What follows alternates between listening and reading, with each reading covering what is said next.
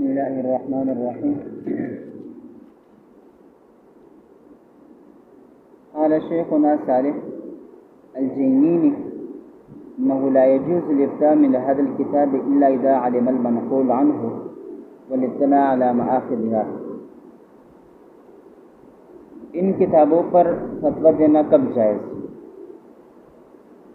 اوپر ذکر ہوا نا 6 قسم کی کتابیں ہیں، ان کتابوں پر فتویٰ دینا جائز نہیں۔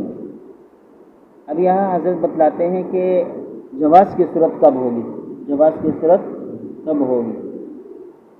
اس کے لیے ایک ہی چیز بتلاتے ہیں، کیونکہ ان کتابوں کے اندر ضعیف اور مرجوح قسم کے اقوال کا بھی ذکر ہوتا ہے، اس لیے جب تک منقول عنہ کا پتہ نہ ہو تب تک ان اقوال پر فتویٰ نہیں دینا چاہیے۔ اگر آپ کو منقول عنہ کا پتہ ہے کہ یہ قول فلاں آدمی کا ہے اور وہ چونکہ بلند درجے اور مقام و مرتبے کا ہے، تو پھر جو ہے اس قول پر آپ فتویٰ دے سکتے ہیں۔ اس وجہ سے نہیں کہ ان کتابوں میں ہے یا انہوں نے لکھا ہے، بلکہ اس وجہ سے کہ یہ فلاں اس شخص کا قول ہے جو قابل اعتبار ہے۔ اب ظاہر ہے اس کے لیے تحقیق کرنی پڑے گی کہ بھئی اس آدمی نے جو یہ بات لکھی ہے یا فلاں کی طرف منسوب کی ہے، واقعتاً یہ بات اس کی ہے کہ نہیں، یہ تحقیق کر لیں گے، اور جب آپ کو اس تحقیق ہو جائے گی اور اعتماد پیدا ہو جائے گا تو پھر آپ کے لیے فتویٰ دینا بھی جائز ہوگا۔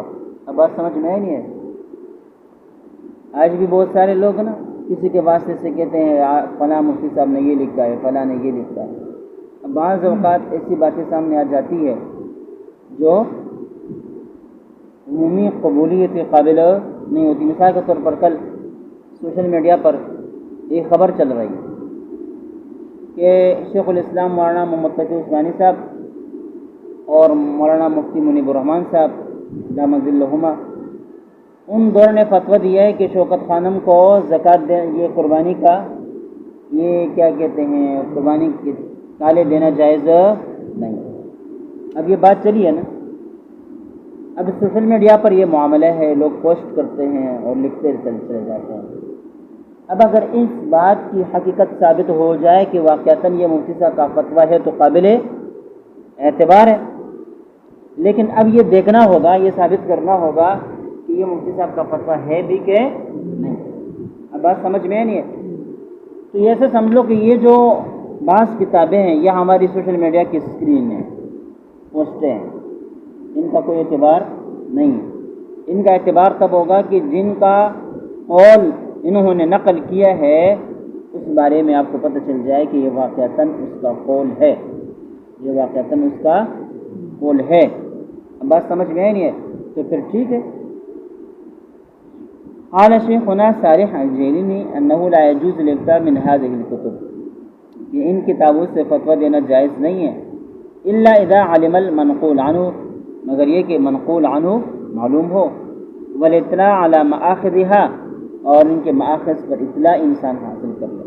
جس کتاب سے یہ انہوں نے نقل کیا ہے، جس آدمی سے انہوں نے یہ نقل کیا ہے، ان مآخذ اور منقول عنہ کا پتہ چل جائے، مروی عنہ کا پتہ چل جائے تو پھر ٹھیک ہے۔ هكذا سمعته منه، حضرت کہتے ہیں یہ میں نے ان سے اس طرح سنا ہے۔ وہ علامۃ فی الفقہ مشہور، کہتے فقہ کے بڑے علامہ ہے اور اس بارے میں وہ مشہور بھی ہے، والعودۃ علیہ، اور اس کے اوپر اعتماد بھی کیا جا سکتا ہے۔ مطلب یہ ہے کہ ان کا یہ قول یہ قابل اعتبار قول ہے، کیوں؟ اس لیے کہ یہ آدمی خود قابل اعتبار ہے۔ لزوم المراجعۃ الی المآخذ الاصلی الى الماخذ الاصلی وعدم الاعتماد على الماخذ الثانوی۔ دیکھیے یہاں بہت بہترین بات، جیسے کل بھی میں نے آپ کو بتلایا تھا کہ کسی کے حوالے پر اعتبار نہیں کرنا ہے۔ کسی کتاب کے اندر آپ نے دیکھا بحر رائق میں یہ لکھا ہوا ہے، بحر رائق کا نیچے حوالے بھی دیا ہوا ہے، مثال کے طور پر شامی کا حوالہ دیا ہوا ہے، یا کسی حدیث کی کتاب کا حوالہ دیا ہوا ہے، تو جب تک خود دیکھو نہیں تب تک اس کتاب کا حوالہ آگے نہیں دینا اور وہ مسئلہ آگے بیان نہیں کرنا۔ کیوں؟ ابھی آپ دیکھیں گے۔ قلت وقد يتفق نقل قول من نحو 20 كتابا من كتب المتأخرين، کہتے ہیں کبھی کبھی 20 کتابیں متاخرین کی ایک بات نقل کرنے پر متفق ہو جاتی ہیں. متاخرین کی 20 کتابیں کسی ایک بات کے نقل کرنے پر متفق ہو جاتی ہے، لیکن وَيَكُونَ الْقَوْلُ خطا، لیکن قول کیا ہوتا ہے بھائی؟ خطا ہوتا ہے. اب کیا ہے بھائی؟ اس کی وجہ یہ ہے سنو اللہ نے باہر سے آ کر کوئی بات کہی. اب اس کو دیکھا بھائی بزرگ آدمی ہے، صوفی ہے، غلط بات نہیں کہتا، لہٰذا اب اس باتیں ہم نے نقل کرنا شروع کر دی. اس نے دوسرے کو بتا دی، اس نے دوسرے کو بتا دی، چوتھے کو بتا دی. اب یہاں ان کی نظر نے غلطی کی تھی، اس نے منظر غلط دیکھا تھا، اب بات سمجھ میں نہیں، یا صحیح طرح بات سنی نہیں تھی اور جو ہے آ کے اپنے فہم کے مطابق بتلا دی. اب ان کو غلطی لگی اور ہم سب اس کو نقل کر رہے ہیں اور غلطی کے اندر مبتلا ہوتے چلے جاتے ہیں. تو جس طرح ہم بولنے میں پہلے بولنے والے سے خطا کا امکان ہے، تو اس طرح لکھنے والے سے لکھنے میں بھی خطا کا امکان ہے. شاید اس نے غلط لکھا ہو. اخطا بھی اول واضع له، کہتے ہیں اس نے اخطا بھی اس بات کہنے میں یا اس قول کہنے میں غلطی کی، اول واضع له، پہلے وہ بات کہنے والے نے، جس نے پہلی وہ بات کی ہے یا مسئلہ وضع کیا ہے، اسی سے غلطی ہوئی، اسی سے غلطی ہوئی. فیاتی من بعد وینقل، کہتے اس کے بعد لوگ آتے رہتے ہیں اور اس مسئلے کو نقل کرتے چلے جاتے ہیں. وہکذا ینقل بعضهم عن بعض، اور اس طرح ایک دوسرے سے یہ نقل کرتے چلے جاتے ہیں. اب ان کی کئی مثالیں پیش کرتے ہیں کہ غلطیاں کہاں ہوتی ہیں اور کہاں کہاں ہوئی ہے. کما وقع ذلك في بعض مسائل ما يصح تعلیقه وما لا يصح، کما نبہ على ذلك العلامہ ابن الجیم فی بحر الرائق. کنز ایک باب ہے، ما يصح تعلیقه وما لا يصح، جن چیزوں کو شرط کے ساتھ معلق کرنا صحیح ہے اور جن چیزوں کو معلق کرنا صحیح نہیں. ان میں کئی مسائل ایسے ہیں جو خلاف ہے. اب بات سمجھ میں نہیں.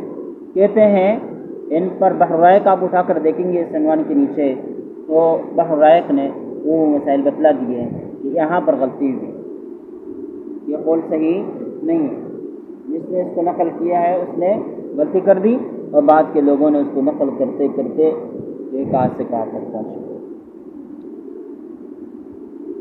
ومن ذلك مسئلة الاستجار على تلاوة القرآن المجردہ. اب دیکھیں آج کل بہت بڑی کمائی کا ذریعہ قرآن خوانی ہے. کیا ہے؟ قرآن خوانی. بعض لوگوں کے باقاعدہ اس برگر چلتے ہیں، سمجھ رہے ہو؟ اور بعض لوگ جو ہے نا، بعض علماء اور انہوں نے کیا ہے، یہ جو جیب خرچہ ہے نا، موبائل خرچہ ہے، اس کے لیے یہ قرآن خوانی کو اپنا کیا بنا دیا ہے.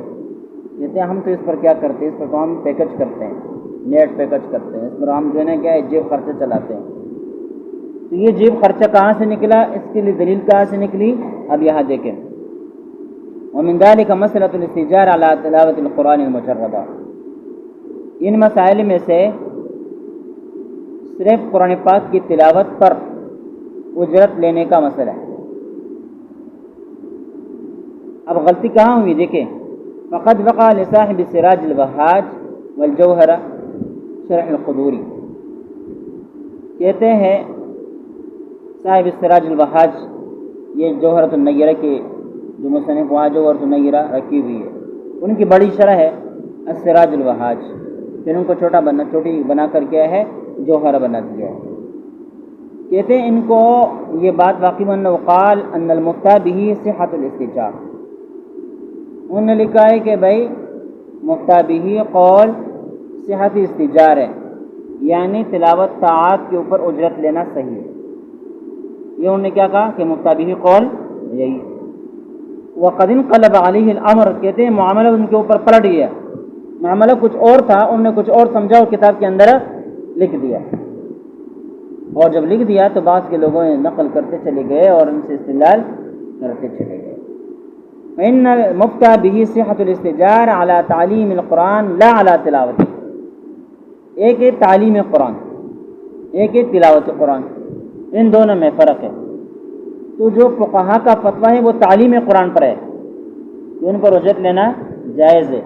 تلاوت قرآن پر اجرت لینے کی بات کسی نے نہیں کی. اب بات سمجھ میں نہیں ہے. کہتے ثم اکثر المصنفین الذین جاءوا بعدہ، پھر اکثر مصنفین جو علامہ حدادی کے بعد آئے یعنی صاحب جوہر النیرہ، تابعوها على ذلك ونقلوه، انہوں نے اسی علامہ حدادی کی متابعت کی اور یہی قول وہ نقل کرتے چلے گئے، یہ قول وہ نقل کرتے چلے گئے. البتہ اتنی سی بات ہے کہ یہ جو بات انہوں نے جوہر النیرہ کی طرف منسوب کی ہے علامہ حدادی کی طرف، یہ ان کی جوہرہ میں نہیں، جوہرہ میں نہیں بلکہ جوہرہ میں اس کے خلاف لکھا ہوا ہے. سمجھ رہے ہیں؟ پتہ نہیں انہوں نے کہاں دیکھا ہوگا علامہ حدادی کے حوالے سے. بہرحال انہوں نے یہ نہیں کہا کہ سراج الوہاج میں یہ بات ہے یا جوہر النیرہ میں یہ بات ہے، انہوں نے یہ بات نہیں کہی.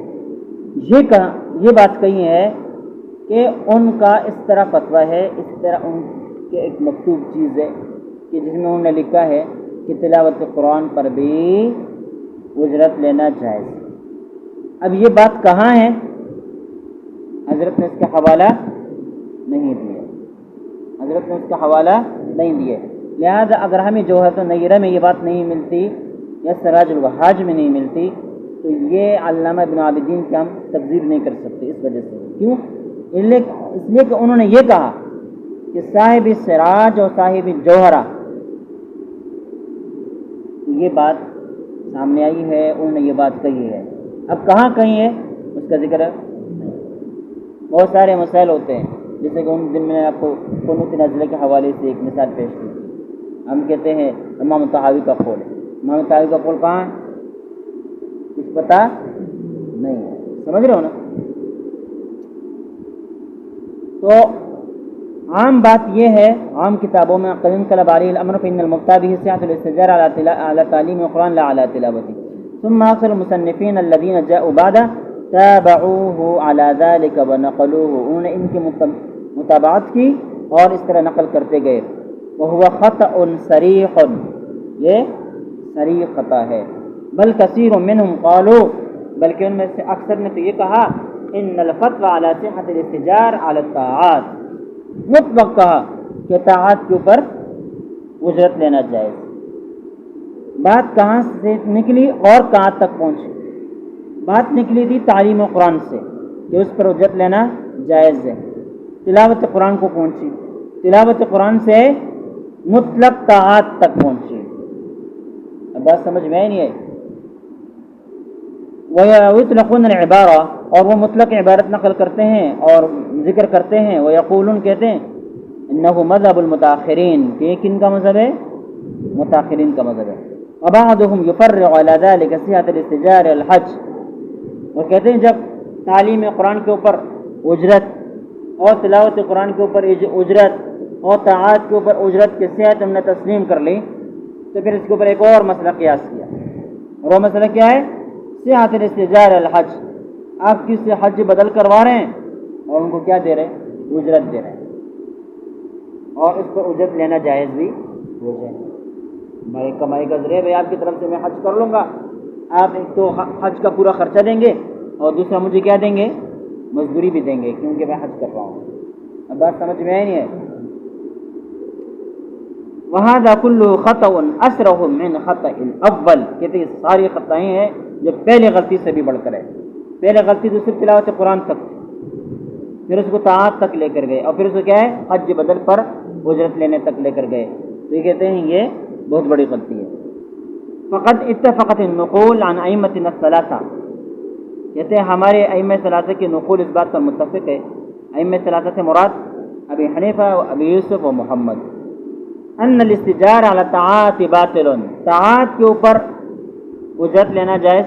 جو طاعت محض، تلاوت قرآن ہو گیا، نمازیں ہو گئی، نفل نماز ہو، فرض نماز ہو گئی، بات سمجھ میں نہیں ہے. یہ طاعت محض ہے، ان کے اوپر اجرت لینا جائز نہیں. لیکن جاء من بعدهم من المجتہدین الذین هم اہل التخریج والترجیح، لیکن بعد کے لوگ جو مجتہدین ہیں جو اہل تخریج اور اہل ترجیح میں سے ہیں، اب تو بصحتہ علی تعلیم قرآن للضرورہ، انہوں نے ایک چیز کی استثناء کر دی کہ تعلیم قرآن کے اوپر اجرت لینا جائز ہے، اور یہ فتویٰ انہوں نے ضرورتاً دیا تھا، یہ فتویٰ انہوں نے کیا دیا تھا؟ ضرورتاً دیا تھا۔ فإنه كان المعلمین عطایا من بیت المال وانقطعت، اور یہ فتویٰ انہوں نے اس لیے دیا تھا کہ جب اسلامی حکومتیں تھیں صحیح علی منہاج النبوت، جو حکومتیں اپنا عدالتی نظام چلاتی تھی، تو وہ ان قسم کے مدرسین کو عطیہ دیا کرتے تھے، مشاہری دیا کرتے تھے، سالانہ یا ماہانہ خرچے وغیرہ دے دیا کرتے تھے، لہذا یہ معلمین اور مدرسین حضرات وہ مفت میں تعلیم دیا کرتے تھے لوگوں کو۔ اب بات سمجھ میں نہیں، اس پر کوئی اجرت نہیں لیتے تھے، لیکن پھر کیا ہو گیا؟ کہتے ہیں انقطعت، اب یہ معاملہ منقطع ہو گیا، اب حکومتوں کی طرف سے ان مدرسین و معلمین کو کچھ ملنے والا نہیں ہے۔ فلو لم يصح الاستجار واخذ الاجرت لداء القرآن، کہتے ہیں اب اگر استجار صحیح نہ قرار پائے اور اجرت کو جائز نہ سمجھا جائے لداء القرآن، تو قرآن پاک کی تعلیم کیا ہو جائے گی؟ ضائع ہو جائے گی۔ وفیہ ضیاء الدین، اور جب قرآن پاک کی تعلیم ضائع ہو گئی تو گویا کہ پورا دین کیا ہو گیا؟ اس لیے کہ دین کا منبع اور سر چشمہ کیا ہے؟ قرآن پاک ہے۔ جب قرآن پاک کی تعلیم ختم ہو گئی تو پورا دین کیا ہو گیا؟ گویا کہ ضائع ہو گیا۔ لاحتیاج المعلمین الی الاکتساب، اس لیے کہ یہ معلمین حضرات جو ہے پھر کمائی کی طرف چلے جائیں گے۔ آج بھی جب نظریہ بدل گیا نا تھوڑا سا، تو ہمارے جتنے بھی قابل قسم کے لوگ ساتھی ہیں، انہوں نے کیا ہے؟ کسب اور معیشت اور جو ہے نا کمائی کو اپنا وہ بنا لیا، اور جو بیچارے کیا ہے بھائی ناقابل قسم کے لوگ ہیں مدرس بننے لگے، تو تنزل آ گیا، علمی تنزل آ گیا۔ اب وہ ٹھیک ہے، یہ مدرسین فنڈ قائم کرنا چاہیے، جس طرح آپ نے مدارس کے لیے فنڈ قائم کیا ہوا ہے، عمروں کے لیے آپ نے فنڈ قائم کیا، عمرہ فنڈ، حج فنڈ، لوگ جو ہے نا پیسے دیتے ہیں عمرہ کے لیے، مدارس میں باقاعدہ بات چلتی ہے کہ بھائی مدرسین کو عمرہ کروائے، اور اس کے لوگ آتے ہیں کیا کرتے ہیں؟ پیسے دیتے ہیں کہ بھائی میرے طرف سے فلاں کو عمرہ کروائے، فلاں کی حج کروائیں۔ آپ نے یہ چیزیں فنڈ قائم کی، آپ مدرسین فنڈ قائم کریں الگ سا، مدرسے کے چندے سے الگ سا، تو اس میں جو قابل قسم کے علماء ہیں، مدرسین ہیں، آپ سمجھتے ہیں کہ بھئی یہ پائے کے آدمی ہیں، اگر یہ مدرسے کے لیے بیٹھے، تعلیم و تعلم کے لیے بیٹھ جائیں تو اس کے ذریعے سے بڑا جو ہے انقلاب آ سکتا ہے، بڑا کام یہ کر سکتا ہے۔ تو اس فنڈ کے ذریعے سے اگر آپ مدرسے کی تنخواہ زیادہ نہیں دے سکتے تو فنڈ کے ذریعے سے ان کے ساتھ کیا کرو؟ تعاون کرو، اور اس کو کہو کہ آپ بالکل معاشی اعتبار سے بے فکر ہو جائیں اور آپ تعلیم و تعلم کے اندر لگ جائیں، مطالعہ کریں۔ اب بات سمجھ میں آئی نہیں؟ تو ایسے لوگ پھر مدارس کی طرف آئیں گے، اور پھر یہ جو علمی تنزلی ہے نا، یہ علمی تنزلی خود بخود ختم ہو جائے گی۔ میں نے پہلے رسالے کے اندر لکھا بھی تھا، کہتا رہتا ہوں میں، ہم جو کہتے ہیں فری سہولیات دیں مدرسے میں، طلبہ کو کیا ہے؟ رہائش فری، سہولیات فری، وظائف فری، یہ ساری چیزیں ان کے ذریعے سے ہم طلبہ کو لالچ دے کر مدرسے کی طرف لے کر آتے ہیں۔ ٹھیک ہے، اس منع نہیں، اگر آپ یہ کام کر سکتے کریں، لیکن اس سے کئی درجہ بہتر اور مؤثر طریقہ کار یہ ہے کہ آپ کے جو اساتذہ ہیں ان کے معیار زندگی کو بلند کرو، ان کے معیار زندگی کو بلند کرو، تو یہ لوگ بغیر اس لالچ کے بھی اپنے بچوں کو مدرسہ بھیجیں۔ ایک پروفیسر جو اسکول ٹیچر ہے، کالج ٹیچر ہے، پرائمری اسکول، مڈل اسکول کے ٹیچر ہیں، ان کی تنخواہیں 30,000 سے شروع ہو جاتی ہیں، 35,000، 30,000، 35,000 پھر چلتے چلتے آگے جاتی ہے۔ لوگ وہاں کتنا جو ہے دلچسپی لیتے ہیں، اور وہاں جا کے اپلائی کرتے ہیں، درخواستیں جمع کرتے ہیں، اور وہاں جس کی وہ لگ جاتی ہے تو پھر گویا کہ جو ہے نا ہر شخص جو ہے نا اس کی طرف رجحان رکھتا ہے کہ سرکاری نوکر ہے، تنخواہ اتنی ہے اتنی ہے۔ اب اس لالچ میں لوگ ان کو دیکھتے ہیں تو اپنے بچوں کو بھی اسکول لے کر جاتے ہیں۔ اب آپ نے استاد کی معیاری زندگی بلند کر دی، اور وہ ٹاٹ باٹ کی زندگی گزارتا ہے تو ہر ماں دیکھے گی تو وہ کہے کہ میرا بچہ بھی اس طرح ہونا چاہیے، میرا بیٹا بھی اس طرح ہونا چاہیے۔ باپ دیکھے گا تو وہ بھی، اس کی ایک مثال میں آپ کو پیش کر رہا ہوں۔ ہمارے زمانے میں جب ہمارے علاقوں میں علماء بہت کم ہوتے تھے، طلباء بہت کم ہوتے تھے، حفاظ بہت کم ہوتے تھے، ان کی بڑی عزتیں ہوتی تھیں۔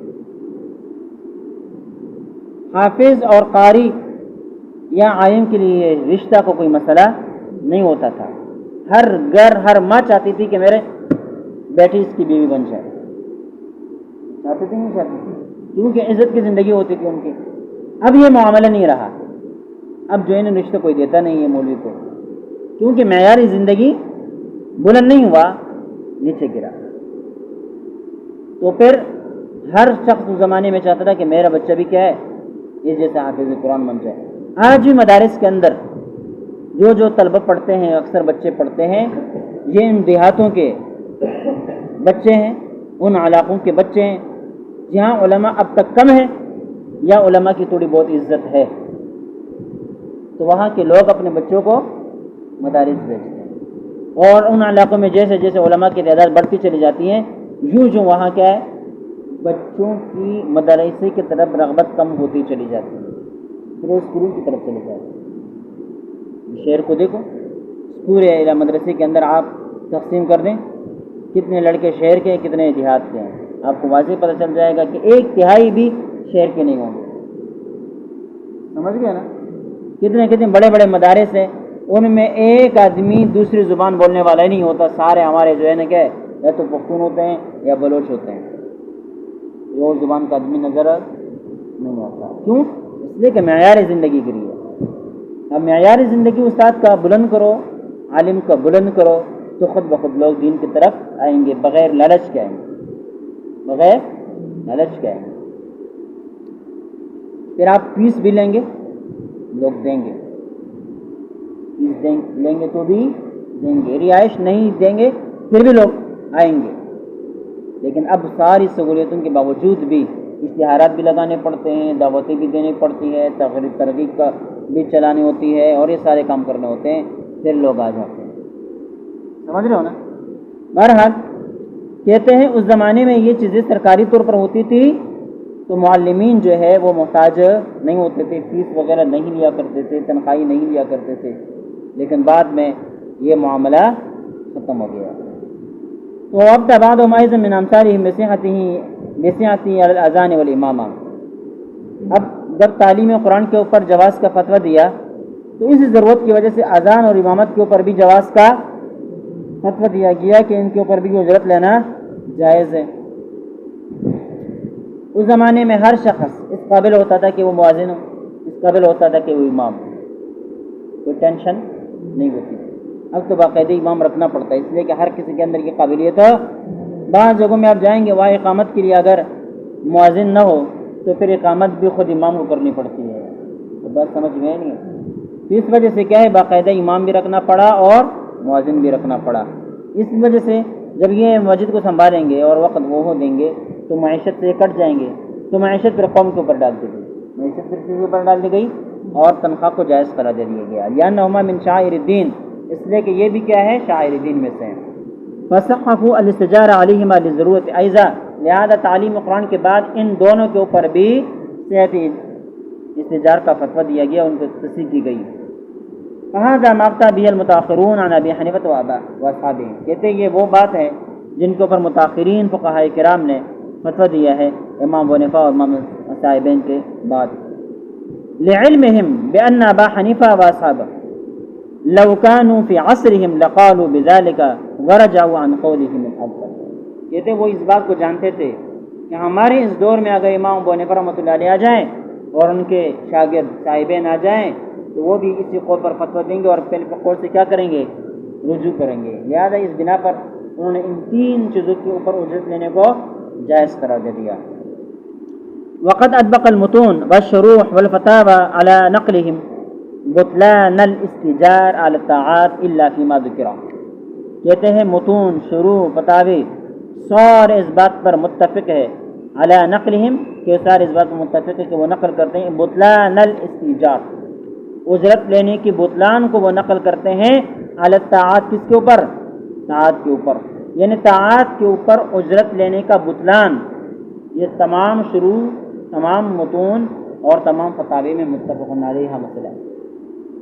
لیکن الا فیما ذکر، البتہ وہ جو 3 چیزیں ذکر ہوئی ان کے علاوہ باقی تمام طاعات میں اجرت لینا جائز نہیں، اس پر سب کا اتفاق ہے۔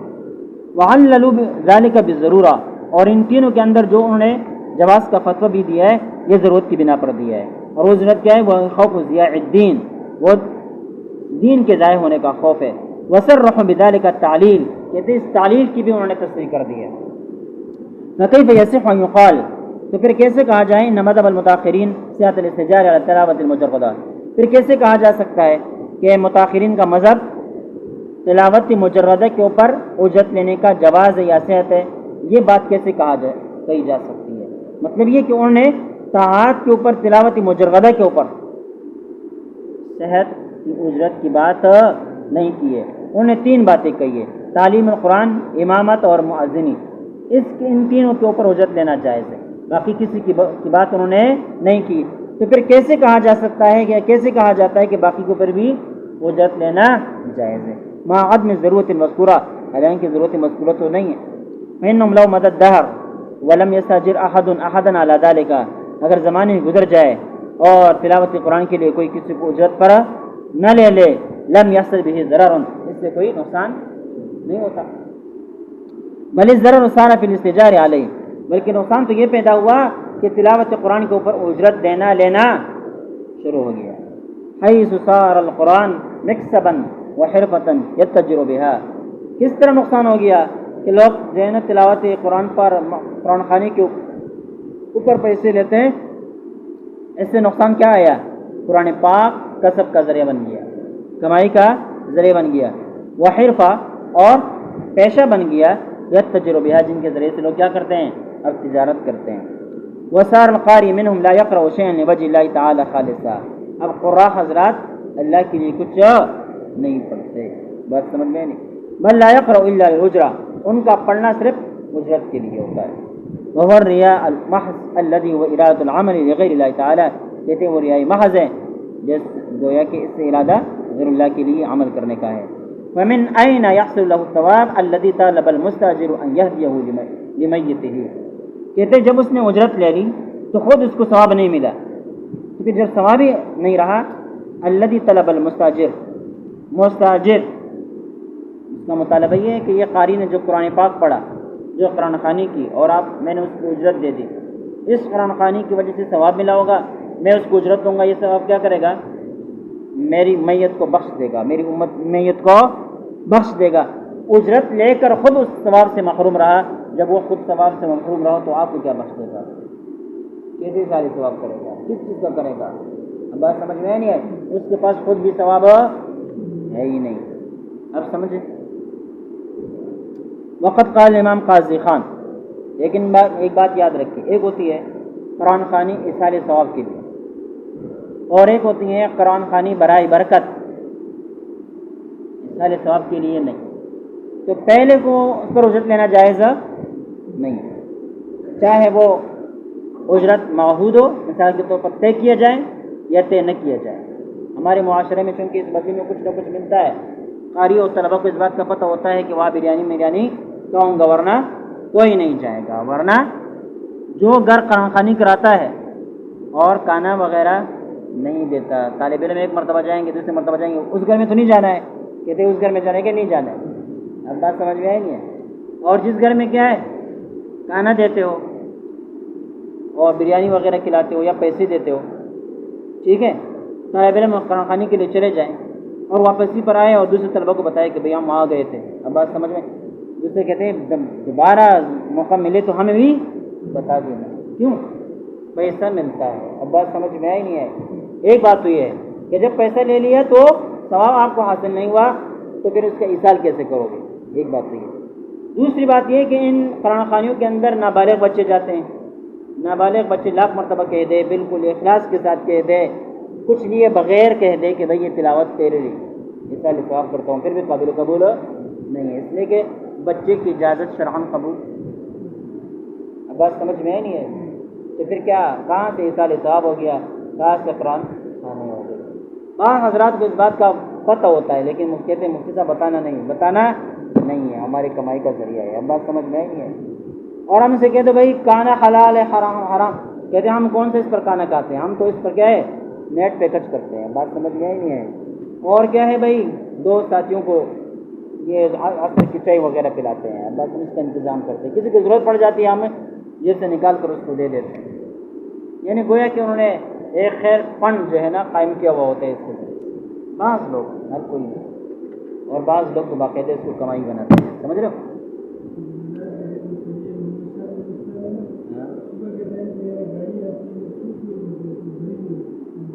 وہاں اتار دیتے ہیں۔